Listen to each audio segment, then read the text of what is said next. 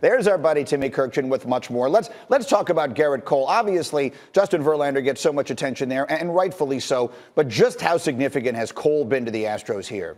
Greeny, he has been overpowering and unhittable basically for 2 months now. He now has 11 straight double-figure strikeout games. No one in Major League history has ever done that. And he had a streak end last night that was at least one strikeout in 73 consecutive innings. We went back and looked back to 1961, and the next closest to 73 was Pedro Martinez in 1999. He did it in 40 consecutive innings. Garrett Cole's at 73. It was unbelievable what he's doing now. And to throw that hard, have two different breaking balls, and be able to locate everything he throws with such precision has been absolutely breathtaking. He has been unhittable for 2 months. Yeah, and it's fair. And basically, by the Astros taking as long as they did to put away the Rays here, the Yankees won't have to worry about Cole for a little while. So let's preview that series here. Yankees-Astros, it's the collision course we've basically seen coming since the beginning of the season. Where do you give the edge in the series? Well, I'm going to say that, first off, this is a toss-up. These are two elite teams. The Yankees have never played better than they're playing right now. But I'm going to go with the Astros in 7, in part because they have home field advantage, and they're 60-21 at home this year. Plus, this starting rotation, Greinke, Verlander, Cole, is just tremendous. The key will be, of course, whether the Yankees can control the strike zone, which they did such a great job of in the Twins series. The Twins tried to make them chase, and the Yankees would not do it. They only swung at strikes, and if you have to throw strikes to that Yankee lineup, you're in a lot of trouble. Again, big difference between the Astros staff and the Twins staff, but to me, that's what it'll come down to. If the Yankees show that same plate discipline against the Astros, it's going to be a sensational series. Yeah, it's about as good as you could have possibly asked for. Timmy, we'll get you back in our next hour, talk a little more about this. Thank you so much. Let me jump back to the NFL here. Let me stay in the state of Texas. The Cowboys looking to get back on track this weekend after dropping 2 straight, with quarterback Dak Prescott's turnovers being a big part of the problem. But Dak is planning on staying the course Sunday as the Cowboys take on the Jets. I take a lot of pride. That's not something that I'm proud of, not something that I like to see, regardless of if it happened for this reason or that reason. Ball security, job security is something I've always said, something I've always believed in, and it's not fun turning the ball over. For me, it's not about changing anything that I've done. I like where I'm at mentally, physically. I've said that, will continue to say that, so just do a better job at it. But I'm not changing the way I play this game. All right, so Dak's performance against teams with a winning record has come into question lately. Going back to the start of 2017, his QBR is actually higher against teams who come into a game with a winning record than those who are losing. We don't have to worry about that this weekend, of course, against the Jets. But there is at least one person at this table who remains the president of the Dak Prescott fan club, and that person is Mark Sanchez. A quarterback. You are in no way, having seen now 2 performances that were less than spectacular against good defenses, New Orleans and Green Bay, you are still full bore on the Dak train. God, you're burning a hole in the side Tell of my me, head. go ahead. No, who put that first highlight up? That was a Hail Mary. Yeah. That was an inconsequential, Right. negligible play. Okay, Right. So whoever's in charge of the highlights, No, Tempo. that person's fired. No, I'm really not worried. I'm telling you why. There's 2 interceptions in that last game. 2 of them were really not his fault. One's a little bit behind Amari Cooper, and one of them's definitely pass interference. The other one was a bad ball. It was a bad decision. Right here, this is pass interference. Blatant pass interference. I agree with you. I know for a fact Sanjay Lal is teaching Gallup to get up on this route, to turn around and go foot to foot, face to face with the quarterback, not round first base when you make that cut at the top of the route.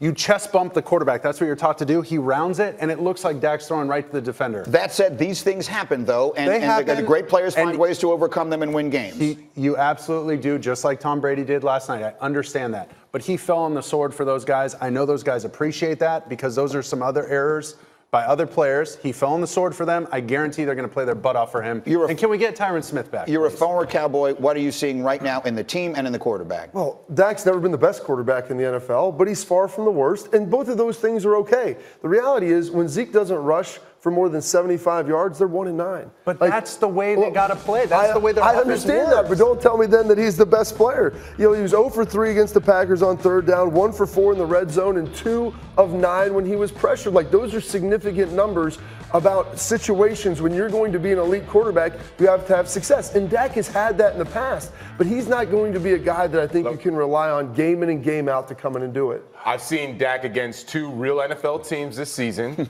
and we've seen exactly who he is. That's the truth, right? Because the first 3 games, everyone said, oh, he's the best quarterback, etc. And then we said, wait till he plays some real opponents, some real NFL teams. And now we're seeing what's happening. With Dak has never led this offense. You see the interception. Can we catch the ball? It looks like he's catching Can we catch the ball? dude. How about that? Come That's a on. 4th throw. But regardless, it doesn't matter because the point is that Dak has not led this offense. That's what we want to see, right? A quarterback lead the offense the way that a Brady has led the offense, the way a Breeze has led the offense, the way that you name quarterback after quarterback. Aaron Rodgers has led these offenses. He's never done that before. Hang in there, Dak. The good You're news going to be fine. is he's got the Jets this week to get healthy.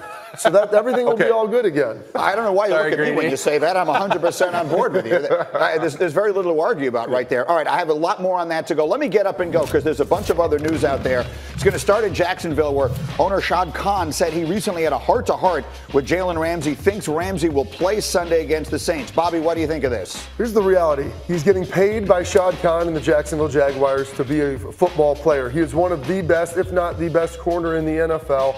I think he has pride. He's going to come out there and play, and they're not going to trade him. And so his options are to not get paid or to go out and play. And I think he's going to play because they're a pretty good squad. NBA preseason action last night as we get up and go to Kawhi Leonard. His much-anticipated debut with the Clippers. Played about 11 minutes in the first half, 7.6 assists, no turnovers. Admitted he felt a little rusty after avoiding contact after winning in the championship last year. Get up and go to Steph Curry, put on a show for the fans at the brand new Chase Center. 40 points in 25 minutes of action as the Warriors beat the Timberwolves. His shooting is in midseason form. 14 of 19 from the floor, 6 of 9 from 3 for Steph Curry. How about the WNBA Finals? Game 5 for all the marbles. And how about Elena Delle Donne battling back through the back injury, coming in Game 5 of the WNBA Finals, Suns and Mystics. Mystics were down as many as 18 in the first half, but Elena Delle Donne starts to bring them back. Now it's a 7-point game. Later in the third, Mystics down by 2. Emma Miesemann driving down the lane. Oh, it's a tough shot. They love it. That's John Wall and Bradley Beal. They're fired up in D.C. Mystics turn it on in the fourth. Tied at 72. Tied no more. Elena Delle Donne. Yes, Mystics up 74-72. Under 2 minutes to go. The Mystics lead is 6. Miesemann taking it strong, plus the foul. She would score 22 off the bench, the most in a winner-take-all game in WNBA Finals history. She's the MVP. Mike Tebow, the winningest coach in WNBA history, gets his first title. The Mystics win their first ever WNBA championship, 89-78. All right, we're just getting started on this Football Friday. Coming up, his ankle is hurting. That's not the only concern for Patrick Mahomes. We'll hear why one of our analysts says he might struggle Sunday against Houston. And 4 catches in the last 2 games for a frustrated Odell Beckham. How long until that becomes a major problem for the Browns? All those answers and more as we continue. Get up on ESPN.